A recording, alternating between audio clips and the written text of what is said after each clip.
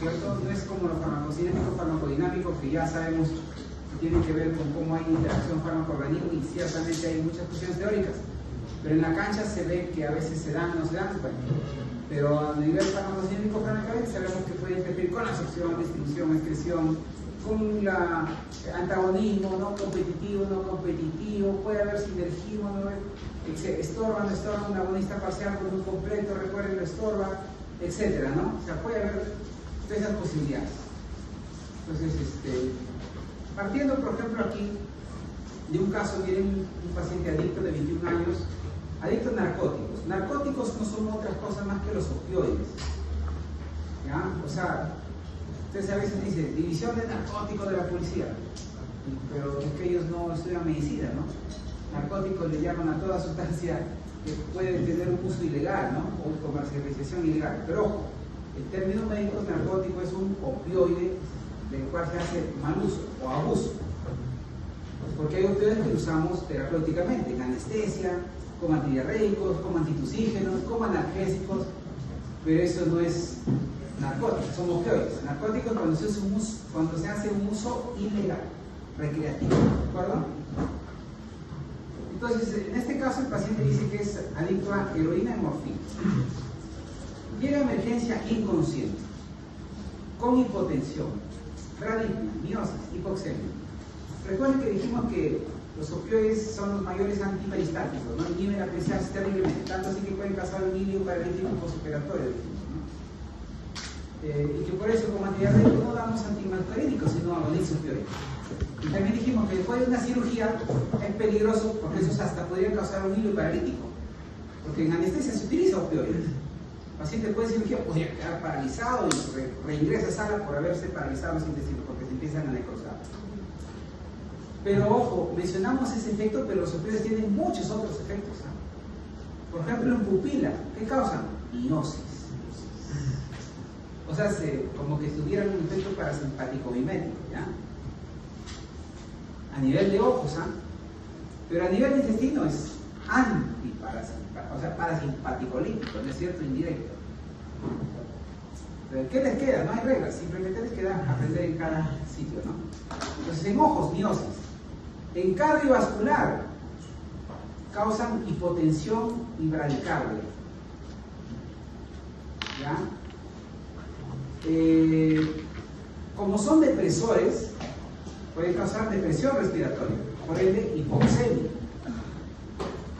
Y a nivel muscular, como son depresores, los reflejos se atenúan, pero ojo, que inducen contracción. O sea, los reflejos se atenúan, pero el músculo lo vamos a tocar, lo vamos a palpar, que van a estar rígidos. ¿Qué pasa cuando el músculo está muy rígido? Hipotermia, hipertermia. Hipertermia, porque ¿cómo se produce calor? Cuando ustedes corren, ¿qué pasa? Aumenta la temperatura, ¿no es cierto? La contracción, una energía mecánica se convierte en energía térmica. A ver, hipertermia. Aquí que no les haya extrañado que viene con hipertermia también, suelen causarla los opioides. ¿Por qué? Porque aumentan espasmos musculares, aumentan el tono muscular. Aunque puede que te duden los reflejos. ¿Por qué? Porque son depresores en último término. ¿Ya? Y se le indica naloxona de 0.05 miligramos intravenoso. Bueno, si viene intoxicado por opioides, la naloxona es un antagonista opioide. ¿Es razonable que lo hayamos usado, sí o no? Sí, porque recuerden que dijimos, había 4 opciones, ¿se acuerdan? Cómo inhibir un proceso.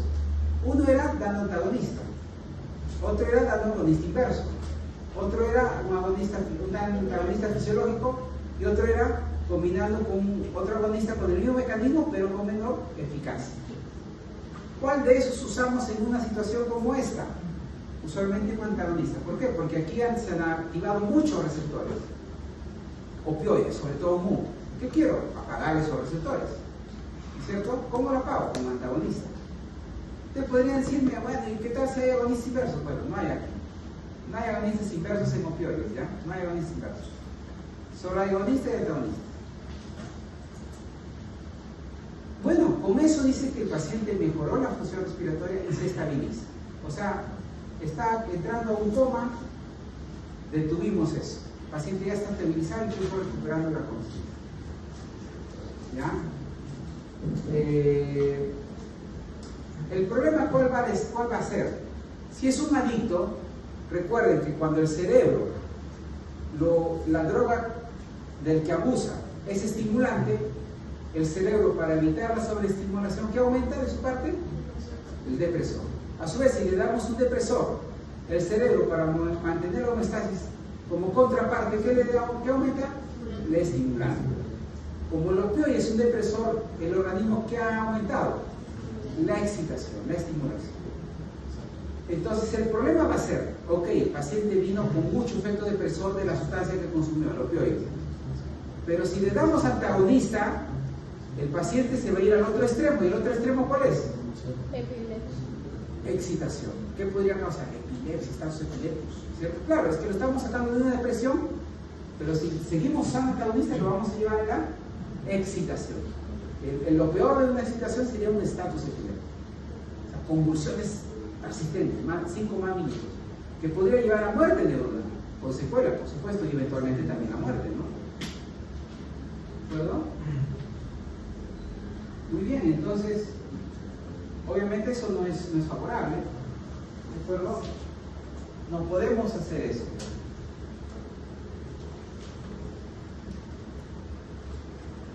Entonces, en un adicto eso es peligrosísimo, porque para el adicto es igual de peligroso estar intoxicado que estar en abstinencia. Porque si está intoxicado, ok, está con mucho efecto de la droga que consumimos. Pero si está en abstinencia, está en una neuroadaptación opuesta, exagerada. Porque como el paciente consumió más dosis, también el cerebro fue aumentando más lo opuesto. Si el paciente deja de consumir, es casi como si hubiera consumido una intoxicación por la sustancia que produce un efecto opuesto. O sea, es como si estuviera intoxicado también, igualito, solo que es lo contrario. ¿De acuerdo? Y pueden morir en ambos, obviamente. Pueden morir en ambas situaciones. Entonces, no me conviene seguir dando solo antagonista. O sea, para manejar, ok, doy antagonista, sí, para salvarle la vida, para estabilizarlo, doy antagonista. Pero si sigo usando antagonista, lo voy a llevar a la abstinencia y ahí también puede morir. ¿Qué hago para evitar esa situación? Puedo dar un agonista. Pero a ver, si lo vuelvo a dar un agonista mayor, como la heroína, morfina, bueno, lo vuelvo a intoxicar. La idea no es dar un agonista completo, sino dar un agonista parcial. Y si es más potente, sería mejor, ¿no es cierto? Porque, a ver, el más potente, ¿qué significa? Que más fácil se une al receptor. Quiere decir que voy a dar este fármaco, en este caso le daré un buprenorfina, y no solo va a estorbar en el efecto, sino que lo va a desplazar. ¿Por qué? Porque es más potente. Recuerden que potencia no hace alusión a efecto, sino a afinidad, a avidez, a hambre por unirse al receptor. Como lo voy a dar este fármaco, lo va a desplazar a la morfina, de heroína, pero como es menos eficaz, no lo va a activar. Buprenorfina, ahí está el nombre, buprenorfina. ¿De acuerdo? Y le dan Vicente y gramos sublingual. Así se empieza, sublingual. Si no responde, intravenoso. Muy bien, tras hecho ese manejo, que eventualmente, según lo explicado hasta ahora, ¿es óptimo o no es óptimo? Es óptimo. No se llega a presentar síntomas de incidencia, pero hecho. Posteriormente entra un proceso de rehabilitación manejándose con metadona bioral. ¿Qué es la metadona? Es un agonista opioide. Pero, a ver, un momento. Llegó intoxicado, le dimos antagonista, que es lógico. Para evitar la abstinencia, agonista parcial. Luego, para rehabilitarlo, otra vez agonista, pero ya no la buprenorfina, sino la metadona. ¿Qué de peculiar tendrá la metadona? Bueno, la metadona, miren, los opioides se caracterizan. Bueno, ustedes deduzcan. ¿Dónde actúan los opioides?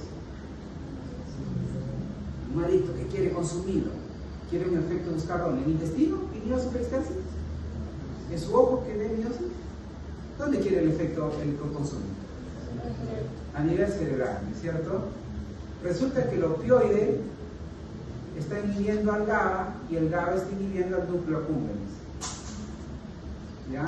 Si yo activo al opioide, el opioide inhibe al GABA y el GABA deja de inhibir al núcleo accumbens, que es donde se libera dopamina, y ese es el sitio de la recompensa, del gusto, del disfrute, o sea, de toda experiencia que ustedes experimenten, valga la redundancia, le va a hacer disfrutar, le va a hacer sentir regocijo, felicidad. Entonces miren, pero ¿quién está inhibiendo eso? ¿Qué eso pase? El GABA. Pero a su vez el GABA, ¿quién está inhibiendo? El opioide. Menos por menos, más. Si yo utilizo opioide, por eso estos pacientes lo consumen, porque se sienten regocijados, saltados, reconfortados, ¿no? ¿Por qué? Porque estoy favoreciendo el núcleo accumbens que hace sentir gusto, felicidad, disfrute. ¿De acuerdo? Porque estoy inhibiendo al inhibidor. Mi amigo del enemigo, termino siendo el amigo del núcleo accumbens que hace sentir gusto, disfrute. Entonces, como que, a ver, si yo quiero que el paciente deje de tener esa experiencia, ¿por qué doy metadona, que es otro agonista? Opioide. ¿Tiene sentido o no tiene sentido? Para que no esté la abstinencia, o sea, para evitar para evitar la abstinencia, ¿no?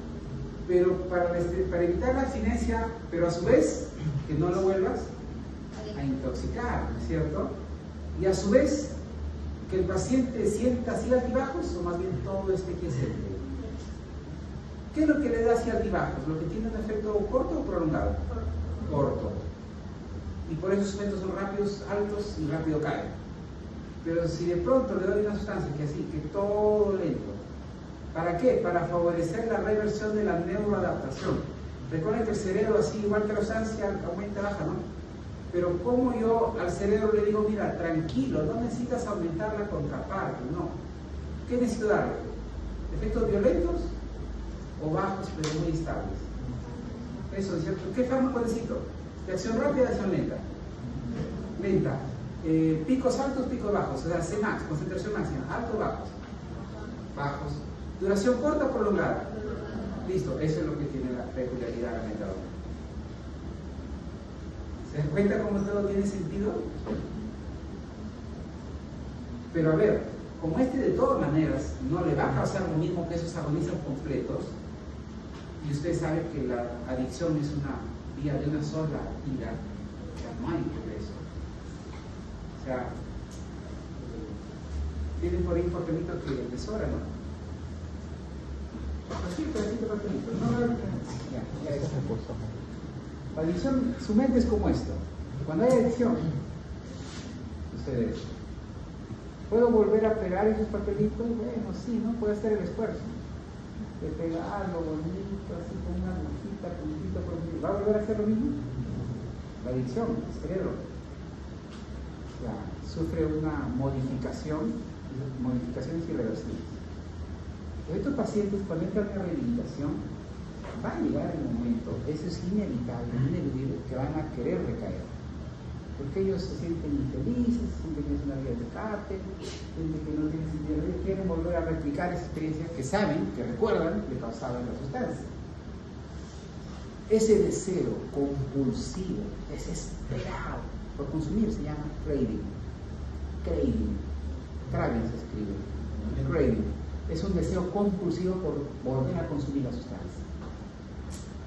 Que ahí falta, me faltó ahí, justo tu pregunta, ¿no? De cómo lucrar. Bueno, yo todo lo lucro, porque claro, lo entiendo, sé que eso se produce, ¿no? O sea, todo lo tengo en mi mente. Yo cuando a veces hago un examen, pues lo hago en poquísimos minutos, están bien hechos. Por ahí dicen, no, pero yo tengo una explicación de por qué. ¿Verdad? Entonces, aquí faltaría que, para el craving, ¿qué creen que se utiliza? ¿Agonista o antagonista? Agonista será, pero si el agonista justamente es el que activa el disfrute, no preocupe. Antagonista. Ahí falta que los episodios de craving se controló ¿con qué? Ahí está el nombre del antagonista. Naloxona. ¿De acuerdo? Naloxona o naltrexona, aunque se prefiere naloxona. ¿De acuerdo? Entonces, ojo, para rehabilitar, estos son pacientes que si están con metadona, ok, damos tiempo de neuroadaptación que se vaya revirtiendo. No vamos a evitar que nunca más desee, va a desearlo.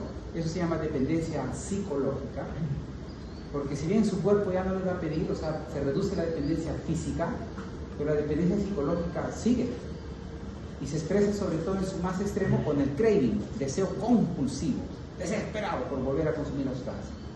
¿De acuerdo? ¿Cómo le quitamos ese deseo? Con antagonistas opioides, naloxona, naltrexona. Pues miren cómo, o sea, ¿qué hemos ido haciendo aquí en este paciente? ¿Buscando efectos o interacciones? Interacciones, ¿se dan cuenta? Estaba intoxicado con un agonista. Revertimos ese efecto con un antagonista. Pero a su vez, para evitar ir a la abstinencia, que lo iba a causar el antagonista, ¿qué di? Un agonista. Pero un agonista que también se iba a comportar con el agonista completo como antagonista. O sea, sigo haciendo agonismo, pero a la vez antagonismo de la droga original. ¿No es cierto? Miren, es full interacciones acá, por eso este caso es muy interesante, lo elegí porque se presta muy bien. Pero luego dije, bueno, a ver, el paciente va a requerir una rehabilitación y eventualmente para evitar la abstinencia va a tener que consumir un opioide. O sea, una sustancia que imite lo que consumía, el efecto que tenía la droga que consumía, que abusaba el paciente. Bueno, metadona, que es un opioide, pero que no es completo y que tiene efectos muy estables y nada violentos. Tiene un efecto prolongado. De hecho, es el único opioide de efecto prolongado. Todo lo demás es un efecto corto, de acción corta. Todos duran. Fentanilo, media hora, una hora, imagínense. ¿No? Morfina, hasta 3 horas máximo. Cambio, metadona, más de un día puede durar. Es el único opioide de acción prolongada. Pero a su vez sé que los de acción prolongada tienen efectos muy estables. Lentos, nada extremos, muy estables. Entonces estoy haciendo agonismo ahí, pero a su vez sé que el paciente, de todas maneras, como él está acostumbrado, habituado por upregulation, por downregulation, sabemos que la metadona no le va a causar el disfrute que le causaba la droga. ¿Qué hago uso ahí? Te dirán, bueno, pero la naltrexona no va a empeorar la abstinencia. Ciertamente es un antagonista, podría empeorar la abstinencia, pero sabemos que a su vez, si hay un momento en que el paciente siente mucha sanidad, ese craving, sabemos que el opioide inhibe al GABA y el GABA inhibe al núcleo accumbens, que hace sentir disfrute. Si yo doy opioide, va a inhibir al GABA, porque es inhibidor el opioide siempre, y el GABA, el inhibidor, ya no va a haber disfrute. Va a haber, ya no va a haber disfrute, porque a ver, el opioide normalmente inhibe al GABA, y el GABA, como es inhibidor, deja de inhibir al núcleo accumbens, disfrute. Pero si yo doy un antagonista opioide, libero al GABA, ¿no es cierto? El GABA, ¿a quién inhibe? Al núcleo accumbens, ya no hay disfrute. El paciente, o sea, así consuma, ya no va a disfrutar la experiencia. ¿De acuerdo? Entonces controlo, porque el craving lo da el núcleo accumbens. El núcleo accumbens es el que está dando, ¿no es cierto?, esa sensación, ese deseo compulsivo de consumir la sustancia. Quiere liberar su dopamina. Pero si yo simplemente anulo esa acción del núcleo accumbens que provee la felicidad, el disfrute, el goce, o sea, se anula la dependencia psíquica. ¿De acuerdo? No obstante, esta naltrexona solo lo voy a usar ahí, cuando el paciente manifieste craving. ¿Cómo sabemos que el paciente? Porque el paciente se le ve inquieto, intranquilo, angustiado, no sabe qué hacer, quiere escaparse, quiere salirse. Le damos naloxona. ¿Queda claro? Listo. Eso falta en el casito, pero ya les explico. Full interacciones entonces.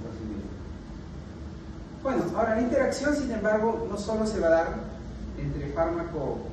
entre 2 o más fármacos. Puede darse también con los alimentos o con suplementos, alimentos, alcohol. ¿De acuerdo? Las que son clínicamente relevantes es la que me permite lograr un mejor efecto, o en todo caso me produce toxicidad o efectos adversos, ¿no? Puede haber ambos sentidos, ¿no? ¿Buscamos mejorar el efecto o queremos, o más bien debemos evitarlo? ¿Por qué? Porque se presentan.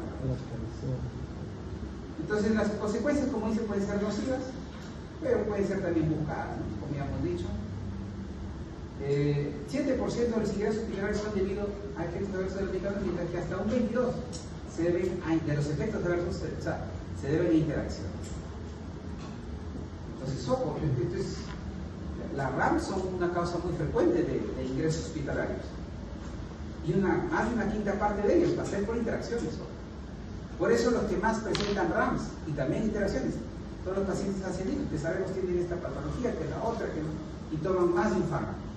Ustedes, ojo, no, yo soy cardiólogo, solo me concierne la farmacología terapéutica. No le pregunto si está tomando también para la próstata, para otros problemas, para problemas digestivos. Es un poco el problema de la sobreespecialización y fragmentación de los cuidados de la salud. Porque cada quien se concentra y a veces ni le preguntan qué más consume. Por eso ahí las especialidades integradoras, ¿no? Medicina interna, medicina familiar, geriatría, pediatría, tienen gran relevancia. En otros países son el eje del sistema de salud, ¿ya? Y el resto se organiza alrededor de ellos. Y no hay, el especialista no lo ve hasta que lo haya visto uno de ellos. Y cuando regresa el paciente, no regresa al especialista, regresa a ellos. Y si ellos ven que hay necesidad nuevamente de que vea al especialista, le vuelven a enviar al especialista. Y es importantísimo. O sea, y en otros países que tienen una altísima calidad de sistema de salud, se ve que todo ronda a nivel de especialidades integradoras, ¿no? Entonces, tengan en cuenta eso, ¿verdad? Bueno, las interacciones pueden ser químicas o farmacéuticas, inactivación química, por ejemplo. Pueden ser farmacocinéticas, alteración del proceso ATE, ¿no? Absorción, distribución, metabolismo, infección. Interacciones farmacodinámicas que amplifican o que hacen sinergismo, adición, condición, pero también inhibitores, ¿no? Como ya lo hemos explicado en el caso. ¿Ya? Antagonismo aparente. Antagonismo aparente justamente es entre dos agonistas de distinta eficacia, hay antagonismo aparente. ¿De acuerdo? En antagonismo fisiológico también es una forma de antagonismo aparente. Porque no es que uno bloquee o inactive el receptor del otro, no. Simplemente activa una función opuesta, ¿no? Agonismo inverso, eso sí ya saben qué es, antagonismo también, porque tiene una función. Farmacocinética de absorción, ya sabemos que la absorción depende del pH. Recuerden, decíamos, ¿qué pasa si toma un ácido con antiácidos? Se absorbe menos. Pero si es una base, se absorbe más. ¿Qué pasa con fármacos que lentecen el vaciamiento gástrico? Si es ácido, se absorbe más. Si es base, se absorbe menos. ¿Qué pasa con procinéticos que aceleran el vaciamiento gástrico, como lo hemos explicado anteriormente? Bueno, esos reducirán de los ácidos, aumentarán la absorción de la base. Formación de quelatos. Por ejemplo, aquí con alimentos. ¿Qué decíamos la semana pasada? Recuerden que en orégano, no sé si les enseñó a ustedes. Hay pacientes que sufren de osteoporosis y se suplementan con calcio. Y el orégano se ha visto que reduce la absorción de calcio. No, perdón, del hierro, disculpen, anemia. ¿Qué pasa si pacientes con anemia están tomando su hierro, pero consumen orégano? No es que no deban consumir orégano. El hecho es que cuando consumen su hierro deben consumirlo alejado del orégano. ¿De acuerdo? Con alimentos. Hay también interacción. Alteración del vaciamiento gástrico, obviamente ya lo hemos explicado. Y distribución. ¿Qué pasa con los fármacos que desplazan? ¿No es cierto? Recuerda que decíamos que la distribución es afectada sobre todo por la unión a proteínas plasmáticas. Hay fármacos que se unen más, que fármacos que se unen menos. Los que se unen más desplazan al otro y el otro aumenta su fracción libre. Y por ende aumenta la acción, aumenta su extracción por órganos excretores o metabolizadores. Ahí el que sufre, ojo, siempre el que sufre cuando hay interacción es el que tiene menos unión, menos metabolismo, menos todo. Los que tienen más acaparan, pues. Y por ejemplo damos dos sustratos, ¿de cuál hay más toxicidad?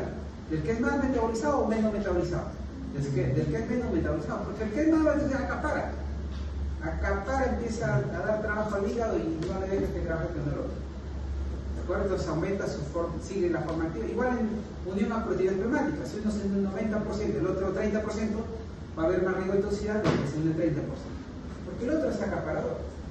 Siempre se afecta más los niveles del que usa esa función menos, ¿ya? Ese proceso menos, ese mecanismo menos. Función de extinción metabólica. ¿Ya? Igual la excreción, ¿no? Alteración de la circulación enterofágica, alteración de la presión tubular, alteración de la secreción tubular. Claro, el probenecid, por ejemplo, interfiere con la eliminación de los salicilatos, de las penicilinas, ¿ya? De algunos años como la aspirina. Probenecid, ese es el problema. También, por ejemplo, fármacos que construyen las arteriolas aferidas, reducen la excreción de la mayoría de fármacos, porque reduce la filtración glomerular, ¿cierto? En fin, hay un montón de situaciones que podríamos citar, ¿no? A nivel de absorción, bueno, también que modifican el pH. ¿Se acuerdan que decíamos que si alguien se intoxica con una droga ácida, qué podríamos hacer a la orina? Alcalinizarla, ¿no? Porque la orina sí debe ser hidrosoluble, deben ionizarse para que se excrete más fácil. Si es base, es acidificar, cuando acidificar casi no hacemos, pero sí alcalinizar. Antes se hacía eso, por ejemplo, con los antidepresivos tricíclicos, que son ácidos. Había pacientes deprimidos que se trataban de suicidar por la misma medicamentos tricíclicos, porque muchos de ellos son cardiotóxicos, ¿no? Bueno.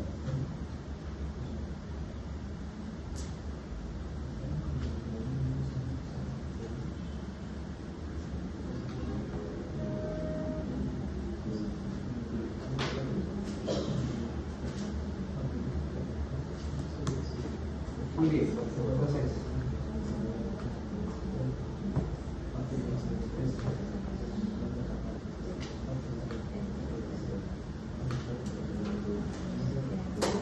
muy bien, entonces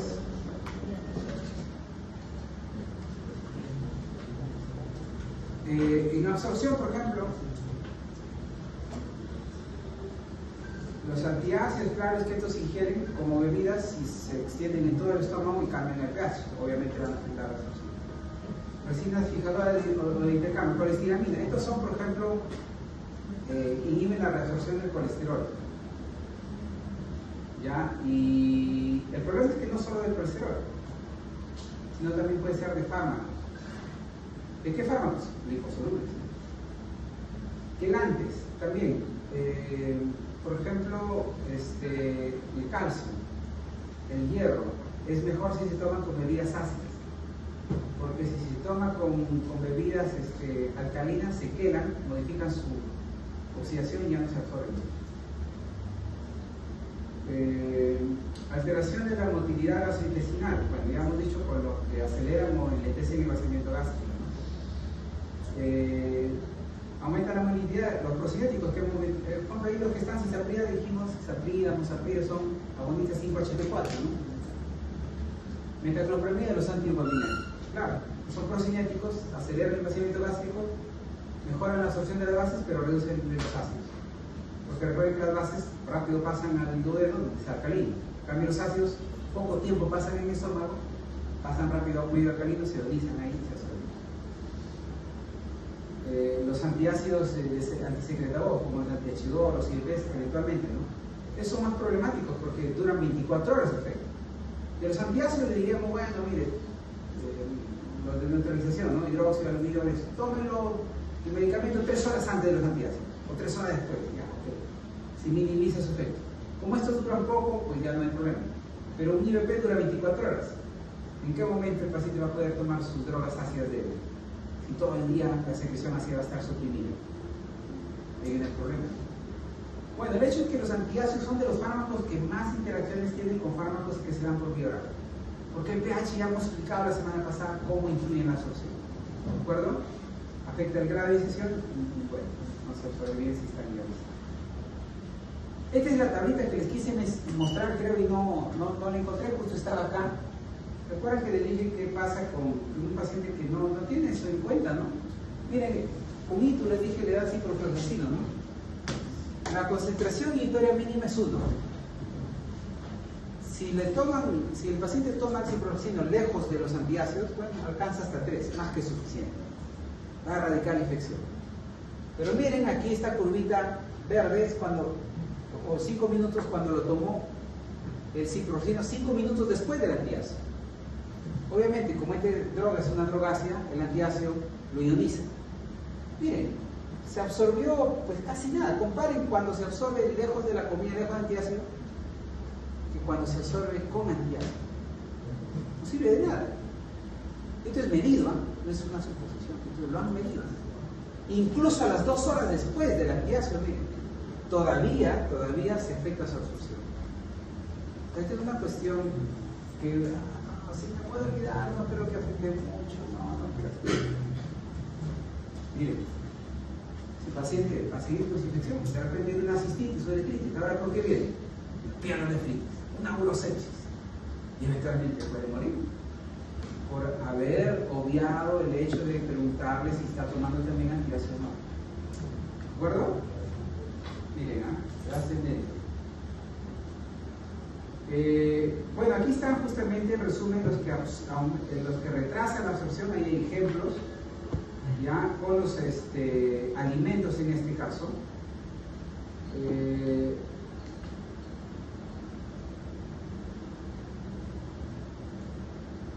Ya, en este caso hay retraso y en el otro caso disminución. O sea, retraso es reducen la velocidad. O sea, no es que no se absorban, sino que se enlentece la absorción.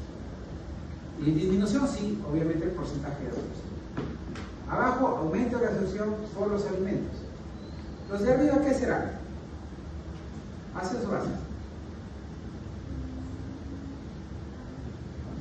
¿Y los de abajo qué serán? Los de arriba son ácidos. Excelente, los de arriba son ácidos, los de abajo son bases.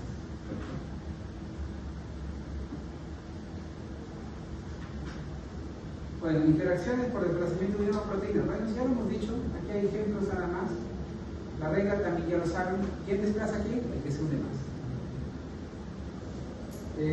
Suele ser poco relevante, ciertamente, no tanto como los que inhiben o aumentan el metabolismo, la absorción, esos son más trascendentes, también en excreción. Porque la distribución, recuerden que a diferencia de los otros que un montón de factores lo afectan, esto básicamente lo unió a una proteína inflamatoria que aumenta la distribución, ¿cierto? No son muy relevantes, pero no quiere decir que no existan, sí lo hay. ¿De acuerdo? A nivel de metabolismo, bueno, hemos dicho que hay interacción entre dos sustratos, entre un inhibidor sustrato, inductor-sustrato, ¿cierto? Esto lo hemos explicado ya la semana pasada, así que yo creo que, a menos que haya quedado dudas, ¿es cierto? Y también diferenciamos, recuerden, en droga por droga, que era lo opuesto. Esto ya lo hemos explicado, vamos a ir avanzando porque ya se nos va la hora. Aquí hay ejemplos nada más, ahí les mencioné 12-9, ¿no?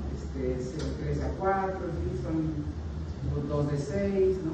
12-1. Aquí también vemos cuáles son sustratos de la 3-4, cuáles son inhibidores de 3-4. Recuerden que les mencioné el ritonavir. Ahí está el ritonavir por acá, miren. No es el único, por supuesto, aquí está el ritonavir. De hecho, todos los antirretrovirales y inhibidores de proteasas son inhibidores de 3-4, pero sobre todo el ritonavir.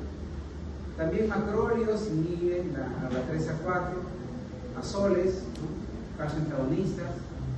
De los inductores, rifampicina también les mencioné, y otras rifampicinas también hacen lo mismo. A caramazepina también les dije que era inductor, por eso les dije que eran drogas suicidas, ¿se acuerdan? Acelerados su propio metabolismo. Penitoína también, pero 2 es el más base de 12-9. También 3-4, pero en menor medida.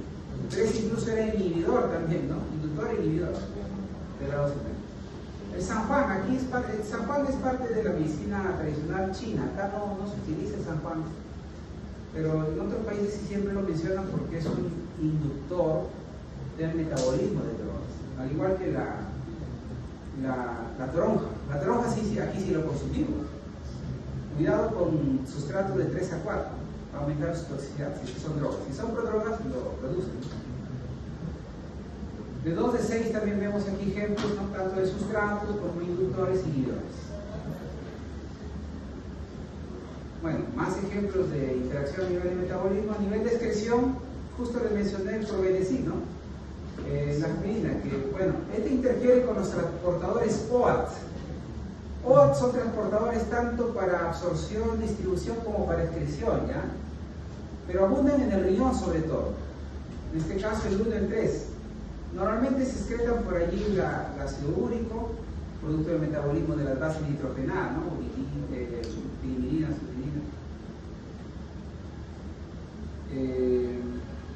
purinas, pirimidinas, guaninas, citocinas, timidoracilo, ¿no? También la penicilina, cefalosporina, metotrexato. El problema es que el probenecid y la aspirina van a inhibir a estas OAT. Por ende, reduce su excreción y aumenta su toxicidad.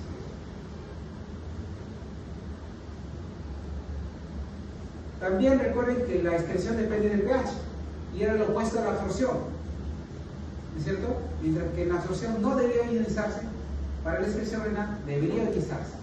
Mientras que entonces un ácido requería estar más tiempo o una mayor cantidad de acidez, para la excreción lo opuesto, requería estar en alcalinidad, ¿no es cierto? Porque así se ioniza y se disuelve en el agua, que es la orina.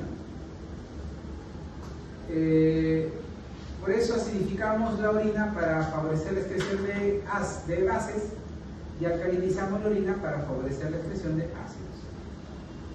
También lo que altera el flujo del renal, también lo mencionamos, sobre todo los vasoconstrictores y los vasodilatores, ¿no? Vasodilatador aumentará la excreción, vasoconstrictores lo reducirán. Bueno, esos son los a nivel del ATME, farmacocinético. A nivel farmacodinámico también hay interacciones, por ejemplo, efecto aditivo. ¿Cuándo? Cuando los efectos de los fármacos, que obviamente tienen el mismo efecto, se suman. Y el efecto neto es la suma de esos individuales. Por ejemplo, aquí miren,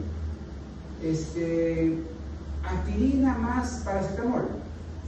El efecto de combinarlo es la suma de ambos efectos. No es más, no es menos, es la suma de los efectos.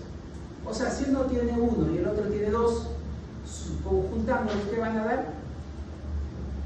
3. Es la suma. ¿De acuerdo? Sinergismo no es la suma, hay un efecto adicional a la suma. Por ejemplo, acá miren, gentamicina, ampicilina. Solos, bueno, cubren gérmenes gram negativos, pero no superbacterias. Pero si lo combinamos, ya no solo cubren gérmenes simples, sino superbacterias. Por sí solos, una bacteria podría ser resistente, pero combinándolos, puede que ya no sea resistente. ¿De acuerdo? Entonces, bueno, es un ejemplo de sinergismo, en que el efecto neto es mayor que la suma. Pues si uno tiene 1 y el otro 2, el efecto neto será 5, por ejemplo. ¿De acuerdo? Más que la suma de los efectos individuales. Potenciación. En potenciación, uno tiene el efecto y el otro no tiene efecto. Por ende, uno es el potenciado y el otro es el potenciador.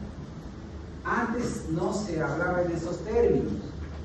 Antes se hablaba que había un sinergismo de potenciación, lo cual era contradictorio, porque sinergismo sabemos que el efecto resultante es mayor que la suma de los dos. Y en potenciación uno de ellos no tiene efecto, por ende, o sea, era 0. Ojo, potenciación, ahí están las referencias. Ahí me faltó una referencia de ese cuadrito, pero también hay un artículo ahí. Potenciación es en el que uno tiene el efecto, por ejemplo acá miren, A no tiene efecto, B sí tiene efecto, pero A más B es mucho mayor que el B solo. Esa es potenciación. Sinergismo, miren, A y B tienen un cierto efecto. Si los combino más o menos darían ahí, pero sinergismo dice supera, pues va más arriba. En cambio acá miren sumación o aditivo, más o menos el efecto neto y la suma de los individuales. ¿De acuerdo? Esas barritas creo que grafican muy bien qué es aditivo, sinergismo y potenciación. ¿De acuerdo? El último es antagonismo, miren. Pareciera ahí, no lo han dibujado bien el autor, la verdad. Tendría que haber en todo caso sido un efecto menor, ¿no? Porque si uno de ellos es antagonista, bueno, lo han dibujado a la misma altura, ahí ve. También se equivocan los académicos, ¿no? No piden asesoría. Si es antagonismo, tiene que haber una reducción. Y si son dos agonistas y que tienen el mismo efecto, no variaría el efecto. Uno de ellos tiene que ser inferior al otro. Solo ahí se comportaría como el otro. O sea, por donde lo miren, está mal hecho esa última parte del gráfico. ¿De acuerdo? La respuesta tendría que verse reducida. Bueno, hay otra interacción que es el permisivo. ¿Qué significa permisivo? Que no va a haber efecto a menos que estén las dos sustancias. Por ejemplo, la norepinefrina requiere sus receptores. ¿Y quién induce la expresión de esos receptores? El cortisol. Por eso, el cortisol aumenta la actividad simpática. ¿Cómo? ¿Recuerdan que en ese momento les dije cuando estábamos viendo autonómicos? Les dije que cuando se despierta de las mañanas, ¿no? El glutamato de la luz del sol, ¿no?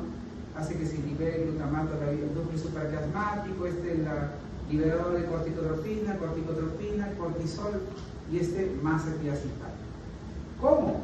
¿Cómo es que el cortisol aumenta la actividad simpática? Porque aumenta la expresión de los receptores adrenérgicos. Alfa 1, alfa 2, beta 1, beta 3.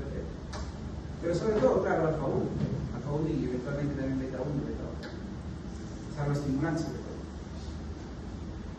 Si no hay receptores, ¿tendrá acción la norepinefrina? ¿Qué requiere? Que haya receptores. ¿Y quién induce la expresión de los receptores? Cortisol. Ya saben entonces que es una interacción permisiva. Tienen que estar los dos, si no, no va a haber efecto. ¿De acuerdo? Antagonismo, bueno, ya hemos venido mencionando. El antagonismo competitivo, recuerden que hace perder potencia. El antagonismo no competitivo, porque es irreversible, es como perder receptores, hace perder eficacia. Y el antagonismo aparente es cuando combino dos agonistas, ninguno es antagonista, pero el menos eficaz se va a comportar como antagonista del más eficaz. ¿De acuerdo? Y el efecto neto, ¿dónde se va a dirigir? ¿Más cerca del más o del menos? Del cual más afín. ¿No? Si más afinidad tiene el completo, el neto estará más cerca de él. Si más afinidad tiene el menos eficaz, el efecto neto estará más cerca de ese. En todo caso va a fluctuar entre los dos. Si tiene la misma afinidad, ¿dónde está? Exactamente en el punto medio. ¿Y el otro cuál otro antagonista falta acá?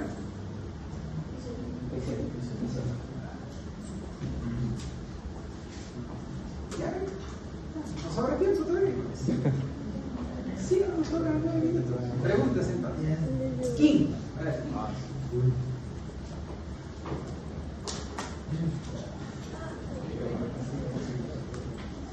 A ver, ¿quién? Un paciente que sufre de miastenia gravis. ¿Saben qué es miastenia gravis? ¿Qué es? ¿Qué sucede en la miastenia gravis? Es una enfermedad autoinmune, ¿no? Se han formado anticuerpos contra los receptores nicotínicos. Por ende, ¿hay más o menos receptores nicotínicos? Menos. ¿Qué manifiesta el paciente? ¿Cómo se muestra el paciente por haber menos receptores nicotínicos musculares a nivel de sus músculos? Hipotonía, inmovilidad, incluso dificultad respiratoria, en los casos más graves, ¿no? ¿Qué creen que damos ahí? O sea, más receptores no podemos. Como consiguiente, ¿qué podríamos hacer para que los pocos receptores sí se activen? ¿Aumentar qué cosa? La acetilcolina. ¿Qué podríamos dar que aumente la acetilcolina? Inhibidores de acetilcolinesterasa. Muy bien, Kim. Ese paciente, ¿qué inhibidores de acetilcolinesterasa existen? Lo hemos llamado neostigmina, fisostigmina, pireostigmina, el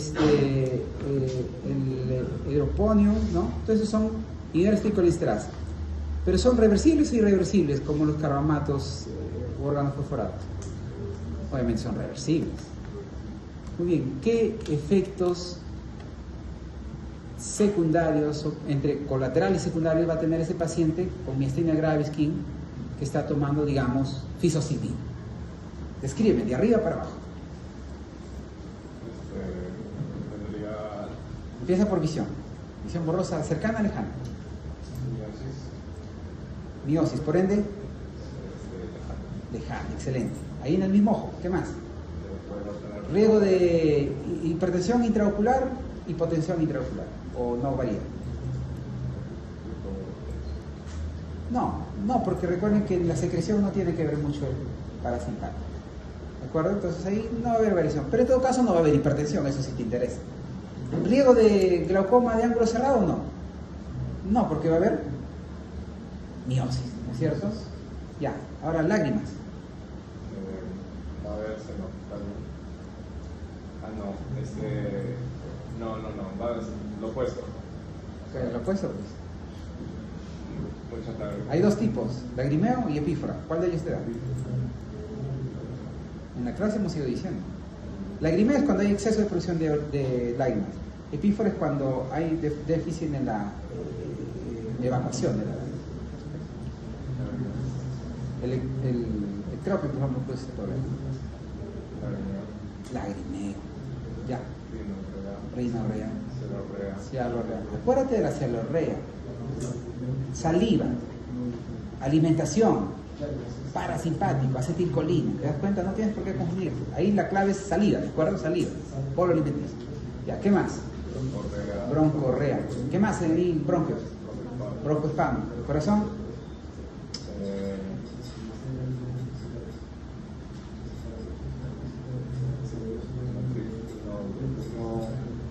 Parasimpático. ¿Qué dice el corazón? Párate, ¿no? O sea, bradicardia, pues no te olvides que lucha huida, simpático, acelera. Parasimpático, lo contrario. Intestinos. Constipación o diarrea. Diarrea por excesiva parasimpatia. ¿Cierto? ¿Espasmos o alivio de espasmos? ¿Te empeora o te alivia un cólico biliar? ¿Ah? ¿Te alivia o te empeora un cólico biliar? No. El fármaco, la fisostigmina que estás dándole a tu paciente con miastenia gravis, ¿qué le va a causar? Supongamos que además tiene cólico biliar. ¿Le va a ayudar con el cólico biliar o le va a empeorar? Empeorar, pues, porque más espasmos. Si supongamos tiene prostatismo, ¿ya?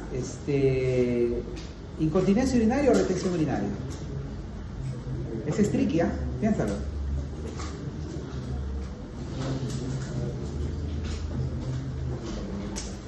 Incontinencia, pues porque el detrusor se contrae. Pero como no actúa en alfa 1, no mejoran ¿no?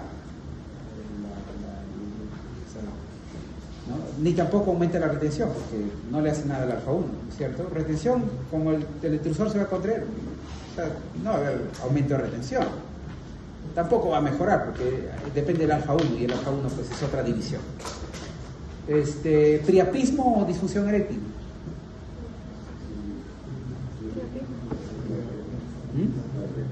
Claro, porque reproducción es parasimpática. Aquí dice complemento, ¿no es cierto? ¿Eyaculación retrógrada o eyaculación anterógrada? Ninguna, porque esa es función del simpático. Ya ven, mis compañeras han quedado bien. Así sí. En una dama, ¿tocólisis o contracción uterina? Ninguna, porque ese es el simpático, beta 2. ¿Sudoración o serodermia? Sudoración, pues, porque hemos dicho difusa o palmas y plantas. Difusa, pues. Parasimpático es difuso, recuerden. Por eso les pregunté, cuando dan examen, ¿qué les suda, no? Las palmas, plantas, ¿cierto? ¿Qué más nos falta? A ver, háganme recordar. Ah, ya. ¿Diabetogénesis o antidiabetogénesis? Ninguno, ese es simpático. ¿Ven cómo caen? ¿Quién tiene la culpa? ¿O no les he explicado bien eso? Ya, pues entonces, no me culpen a mí, el doctor Salas me jala, que es jalador, que no sé qué. Por eso les felicito, porque me han elegido.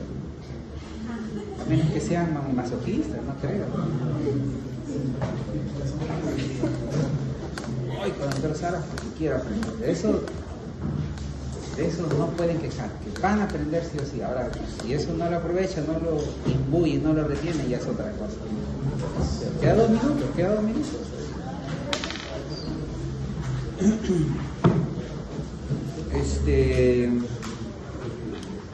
Por ejemplo, la siguiente semana vamos ya ensayando, ¿ya? Y esta es la última pregunta. Vamos a ver, por ejemplo, antidepresivos. Entre los antidepresivos están los duales, ¿ya? Los duales se caracterizan por ser inhibidores de la recaptación de serotonina y norepinefrina. Si no se recicla la norepinefrina, ¿va a haber más o menos efecto adrenérgico? Más, porque sigue ahí una hendidura. Si no lo reciclo, sigue actuando. Muy bien, los antidepresivos duales, ¿qué van a causar? Enojo. Visión borrosa cercana, lejana. Cercana, porque como favorecen norepinefrina, favorecen la midriasis. Serostomía, serostalmia. Perdón, lagrimeo, serostalmia.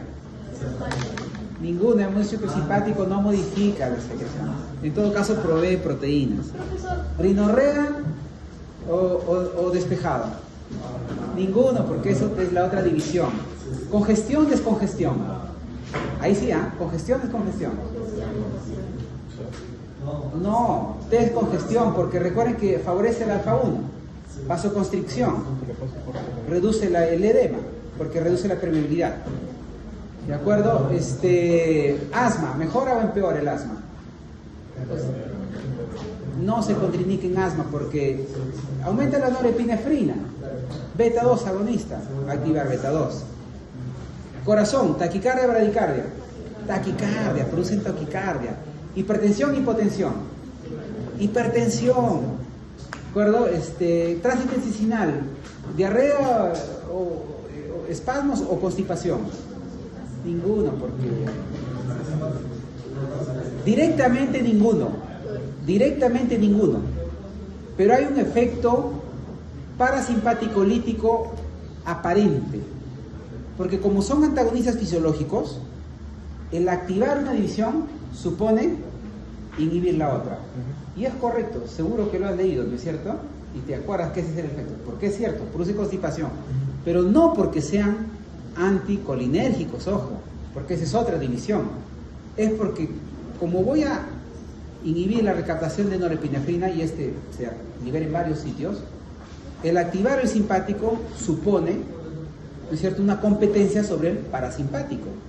Sí se ha visto, ojo, sí se ha visto estreñimiento, ¿ya? En caso del ojo, sin embargo, no es. Muchos sí lo describen como un efecto parasimpaticolítico aparente. ¿Por qué? Por antagonismo fisiológico. Pero en realidad aquí en el ojo no es que se reduzca, simplemente no lo aumenta. Y como necesitamos que haya lágrimas, parece pues que diera ojo seco, ¿no? Pero no es así, ¿de acuerdo? El no aumentar no significa reducir, ¿de acuerdo? Pero en peristalsis sí se ha visto que puede causar constipación por el mismo hecho de un antagonismo fisiológico, ¿de acuerdo? Aparente. Priapismo o disfunción eréctil. Priapismo es erección prolongada, ¿no? Disfunción eréctil, incapacidad para iniciar o mantener la erección. Ninguno, porque es otra división. Pero sí se ha visto que pueden causar disfunción eréctil, sobre todo los que inhiben recaptación de serotonina. Los duales lo pueden hacer, pero no tanto por la norepinefrina, sino por la serotonina. ¿De acuerdo?